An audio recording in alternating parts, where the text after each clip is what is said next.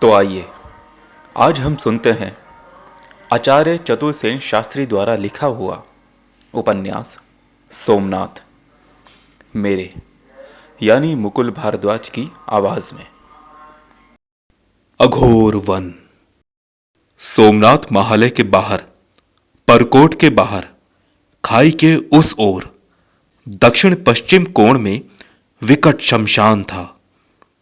वो शमशान बहुत प्राचीन और भयंकर था।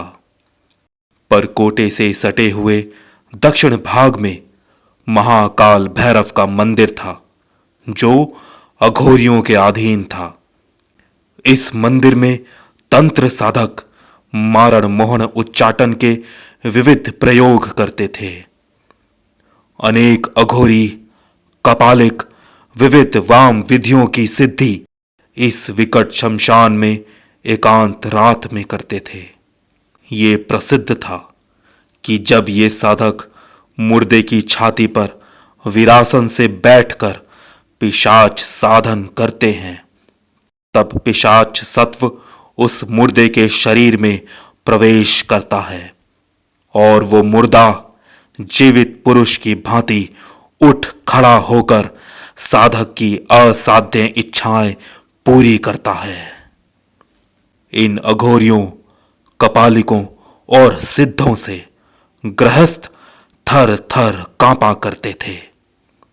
बहुधा ये लोग सारे अंग में चिता भस्म लपेटे, जगह जगह काजल और सिंदूर से मुख और अंग को लेप किए, नंग धड़ंग या बाघ चर्म कमर में लपेटे, कंठ और भुजाओं में मनुष्य की खोपड़ी लटकाए, हाथ में किसी पशु का बड़ा सा हाड़ या नर खोपड़ी लिए, शराब में मत लाल लाल आंखें किए नगर में आते और जिसका जो कुछ चाहते उठा ले जाते थे।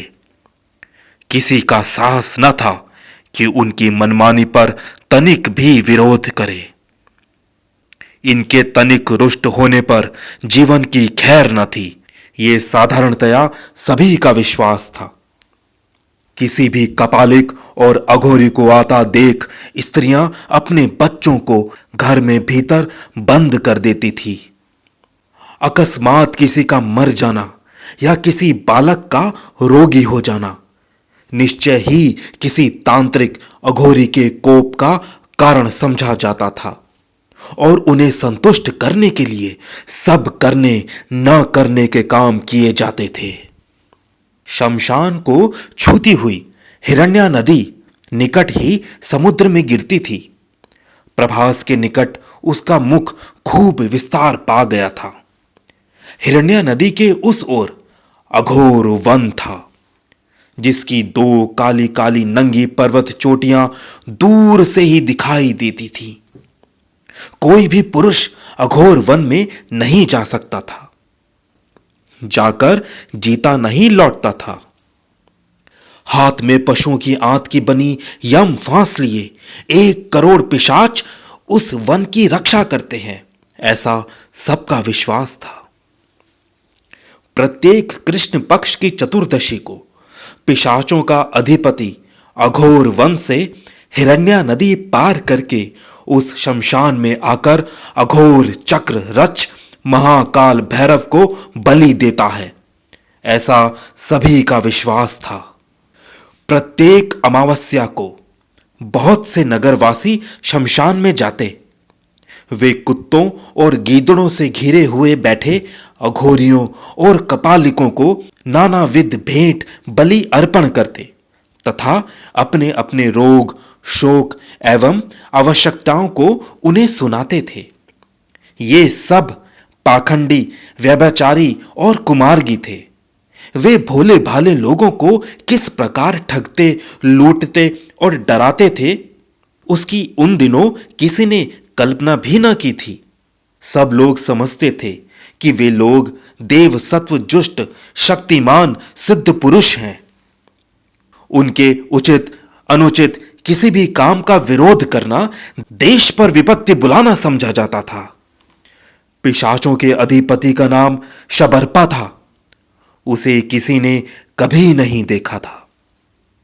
परंतु प्रसिद्ध था कि उसकी आयु सैकड़ों वर्ष की है। वो अजर अमर है और वो संसार के सब भूत प्रेत बेतालों का स्वामी है। उसके नाम की पूजा होती थी। उसी के नाम पर ये सैकड़ों हजारों कपालिक और अघोरी जनता को डराते धमकाते रहते थे। उसके विषय में प्रसिद्ध था कि वो आकाश में उड़ सकता है, चाहे जिस योनि में प्रवेश कर सकता है। उसके लिए कुछ भी अकरणीय नहीं है।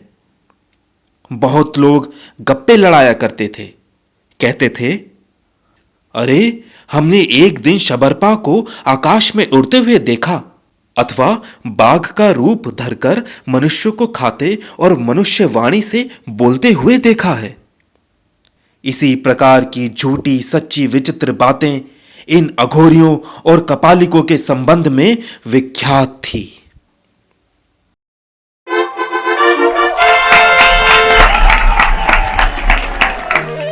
तो श्रोताओं, आप सुन रहे थे आचार्य चतुर सेन शास्त्री द्वारा लिखा हुआ उपन्यास सोमनाथ का भाग 10 अघोर वन। धन्यवाद।